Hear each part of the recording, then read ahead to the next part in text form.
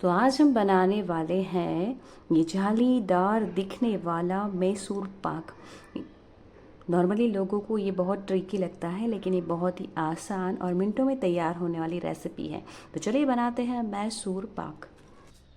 Hello and welcome to the master of Dawat. पारों की दावत में आप सबका स्वागत है। मैसूर पाक का इतिहास 20वीं सदी में मैसूर के शाही रसोईघर से शुरू होता है। तब वहां के मुख्य रसोई काकासुर मड़प्पा ने चीनी, बेसन और घी के घोल को मिलाकर एक मिठाई तैयार की थी। महाराजा कृष्ण राज वागड़िया को वो मिठाई इतनी पसंद आई कि उन्होंने मैसूर शहर के नाम पर ही उस मिठाई का नाम रख दिया मैसूर पाक। मेरी मॉम की स्पेशलिटी है ये मिठाई। राखी हो, होली हो या फिर दिवाली, मैसूर पाक हमारे घर में फट से तैयार हो जाता है। और मेरी मम्मी के हाथ का मैसूर पाक लाजवाब है। लेकिन उनसे सीखने के बाद आज मैं आपके साथ उसकी रेसिपी आपके साथ शेयर करने वाली हूँ। तो चलिए बनाते हैं पारू के साथ, पारू के किचन में मैसूर पाक। तो इसके लिए हम लेंगे 1 कप शुगर, जिसको एक बाउल में ट्रांसफ़र कर लेंगे क्योंकि हमें इसी मेज़र कप से आगे की चीज़ें लेनी है। हम लेंगे 1 कप बेसन, जिसको डाल देंगे एक बाउल में। 1 कप जितना घी, 1 कप ही है, थोड़ा कम लिया है मैंने क्योंकि ज़्यादा फिर घी घी हो जाता है। तो 1 कप घी, और अभी इसी में से ही मैं 2 ऐसे उंगलियां करके ग्रीस करके रख देती हूँ एडवांस में एक प्लेट।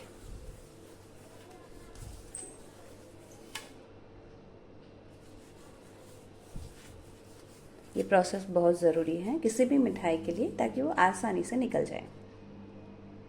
हम लेंगे बेसन, जिसमें ऐड करेंगे घी। अभी हम इन दोनों चीज़ों को बहुत अच्छे से मिक्स कर देंगे। अगर विंटर है, घी ज़्यादा मतलब वो जम गया है, तो आप चाहे तो उसको पहले थोड़ा गरम कर सकते हैं। मेरा मिक्स था, ना मेल्टेड था ना फ्रीज था, तो ये ऐसे करूँगी तो बहुत अच्छे से ये मिक्स हो जाएगा। इसको ऐसे ही मिक्स करना है ताकि ये जो लम्स है वो ना रहे।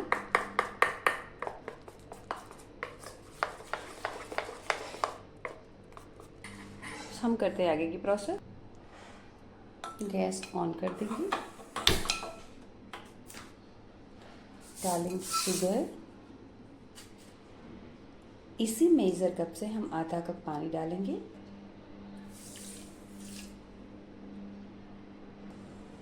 इसको हम कांस्टेंट हिलाते जाएंगे जब तक कि हमारी शुगर मेल्ट नहीं हो जाती। कोई चाशनी नहीं करनी हमें, सिर्फ शुगर मेल्ट करनी है।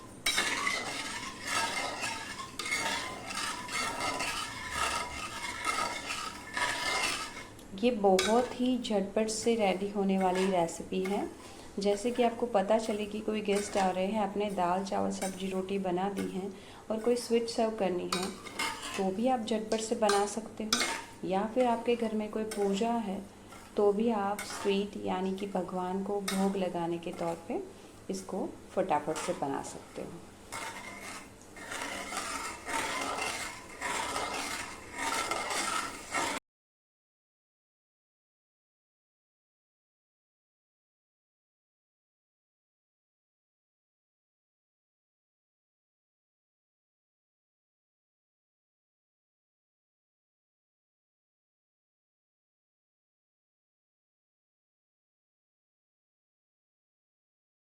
तो आप देख सकते हो शुगर मेल्ट हो गई है। अब डाल देंगे हम, एकदम गैस की फ्लेम स्लो करके हम डाल देंगे हमारा ये घोल, बेसन का जो घोल था वो, जिसको हम डाल देंगे। अब ये बिगड़े नहीं, उससे पहले हम कांस्टेंट इसको हिलाते जाएंगे। बस ये प्रोसेस मैं पूरी दिखा रही हूँ, चाहे ये फास्ट प्रोसेस हो या कैसे भी, क्योंकि ये बहुत ही ज़रूरी प्रोसेस है, जिसको अगर मैं आपको पूरा नहीं दिखाऊंगी तो आपको समझ में नहीं आएगा। तो एक कांस्टेंट हमें स्टर करना है नीचे ये बॉटम में चिपके भी नहीं और इसकी जाली कब पड़ेगी वो हमें ध्यान रखना है, जो मैं आपको दिखाऊंगी। हम पूरा वीडियो देखेंगे।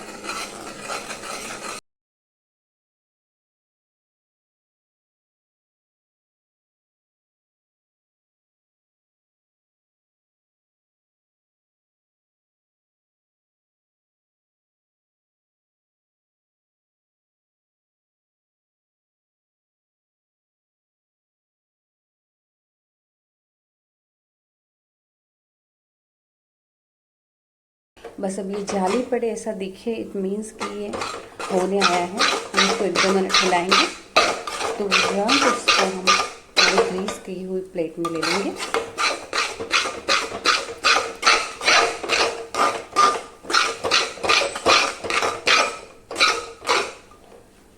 दिख रहा है हमें जैसे ये जाली जाली वाला देखिए, जाली जाली दिखनी चाहिए। बस हम तुरंत इसको एक ग्रीस की हुई प्लेट में ले लेंगे।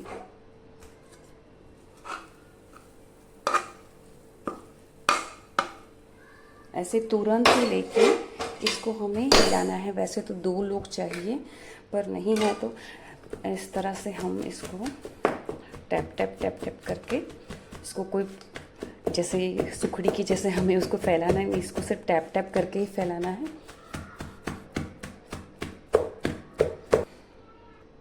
हम डाल देंगे इसी गरम गरम पे, ये है इलायची का पाउडर, जो हमें कढ़ाई में नहीं डालना है, ऊपर डालना है।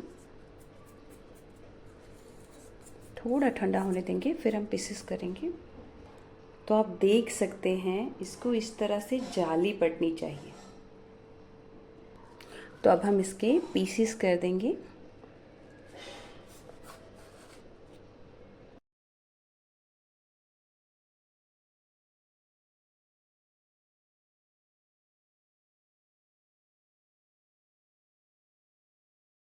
तो हम इसको सर्व कर देते हैं। आप गेस्ट को ऐसे ही रख सकते हो गर्मा गर्म बाउल में, खुश हो जाएंगे।